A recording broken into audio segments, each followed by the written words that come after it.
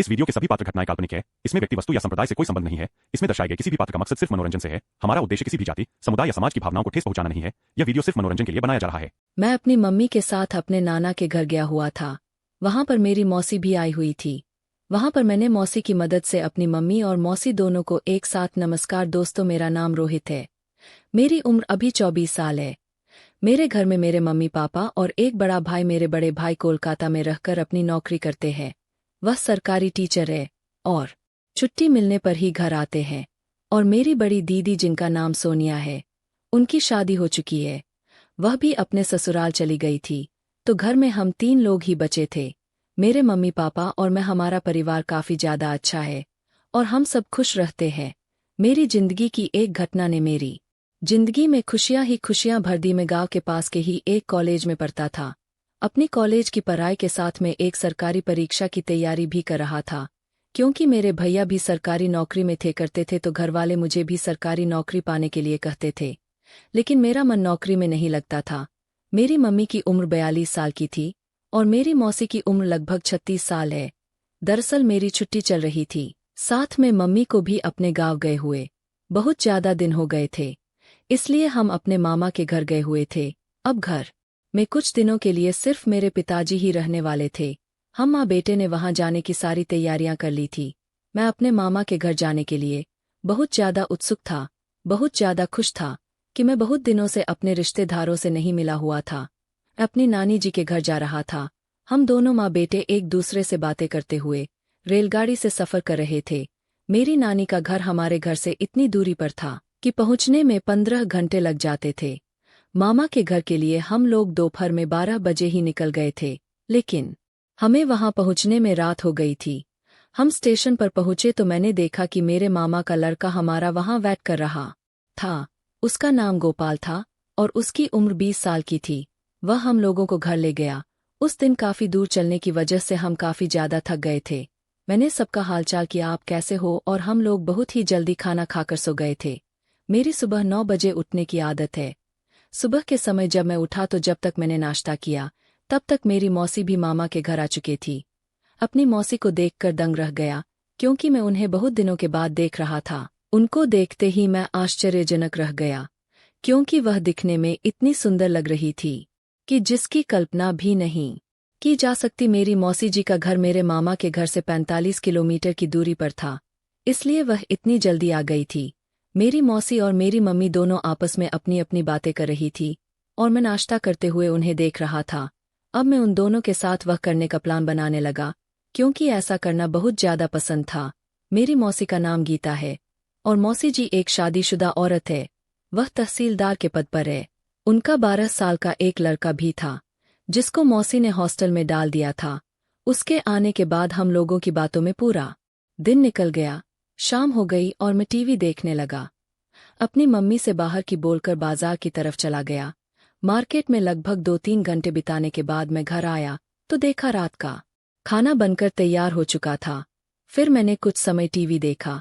इतने में मेरी मौसी मेरे पास आ गई और बोली, रोहित, तुम्हारी पढ़ाई कैसी चल रही है?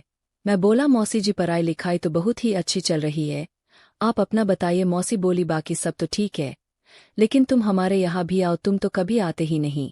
मैंने कहा, नहीं मौसी, पढ़ाई की वजह से हमें टाइम ही नहीं मिल पाता कि हम आपके यहाँ आए। आप मम्मी से कह दीजिए तो हम कल ही आपके यहाँ चलेंगे। मैं सोच रहा था कि शायद वहाँ जाकर ही मेरा काम बन जाए और मैं अपने प्लान में कामयाब हो जाऊं। बात करते हुए हमें रात काफी हो गई थी, तो मुझे नींद आने लगी और मैं अपने रूम में जाकर सो गया। उस समय सभी लोग सो चुके थे और मैं अपने फोन में कुछ देख रहा था। तभी वहां पर मेरी मौसी आ गई और बोली, तुम्हें वह सब नहीं करना क्या? फिर क्या था? मैंने भी मौसी जी के साथ मिलकर 4 बजे तक वह किया। मेरी मौसी बोली, वाह रोहित, इतना तो तुम्हारे मौसा जी ने भी मुझे खुश नहीं किया। बाद में हम सो गए। फिर सुबह हुई और हम सब अपने अपने घर जाने की तैयारियां करने लगे। उसी समय में मेरी मौसी आई और बोली, आज तुम लोग मेरे घर पर चलकर रहो। मैं बोला, हाँ चलूंगा, पर तुम्हें मेरे लिए एक शर्त पूरी करवानी पड़ेगी।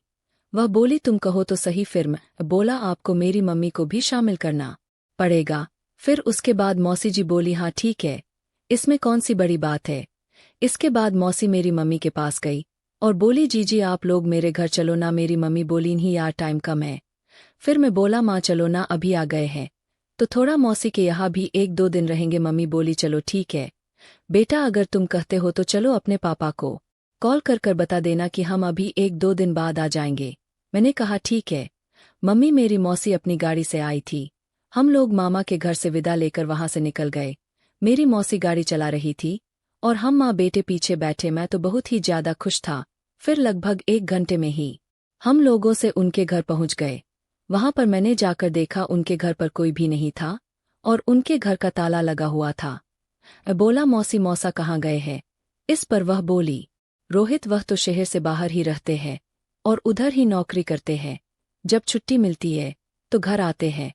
फिर हम मौसी के यहाँ पर बैठे हुए थे, तब तक मौसी ने हमारे लिए चाय नाश्ता बनाया और हमें नाश्ता देकर माँ से बोली दीदी मैं यह कर रही थी कि अभी इसकी पढ़ाई चल रही है और मेरे यहाँ अच्छी जुगाड़ है तो इसको यही क्यों नहीं छोड़ देती। वैसे भी इस घर में अकेली हो जाती हूँ, कभी कभी यह आपके पास भी चला जाया करेगा। मेरी मम्मी बोली हाँ इसे अपने यहाँ पर रख लो, वैसे भी रोहित पूरा दिन घर पर ही रहता है और वह अपने दोस्तों के साथ बातों ही बातों में मौसी खाना बनाने के लिए रसोई में चली गई।